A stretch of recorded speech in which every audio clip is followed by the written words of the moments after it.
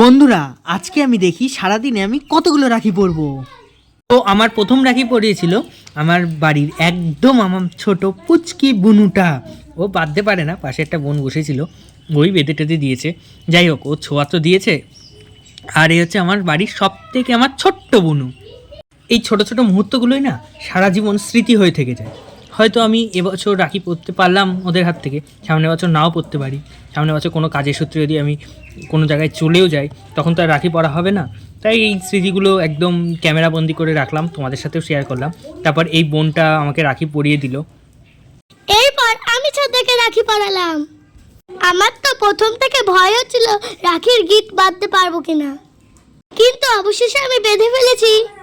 তারপর আমি ছোটদাকে প্রণাম করলাম। ছোটদা আমাকে আশীর্বাদ করলো, তারপরে মিষ্টি খাইয়ে দিল। তারপরে আমাদের বড় দিদি আমাকে রাখি পরিয়ে দিল। হ্যাঁ, এটা হচ্ছে আমার বড় দিদি। আগেরটা ছিল হচ্ছে মেজো বোন, মানে আমার বোনই, কিন্তু আমি ওকে মেজো বোন বলি। আর তার আগেরটা ছোটো বোন। ছোটো, মেজো, বড়। বড় দিদি সবার লাস্টে পরালো রাখি। তারপর আমাকে আশীর্বাদ করলো প্রাণ ভরে। তারপর কি সামনে ওই লুচি আর ঘুগনি দেখে না আমার জিভ লক লক করছিল। তারপর একটা মিষ্টি খাইয়ে দিল, আমি একটু খাইয়ে দিলাম। তাহলে আজকে আমি সারাদিনে মোট 4টে রাখি পরলাম। টাটা।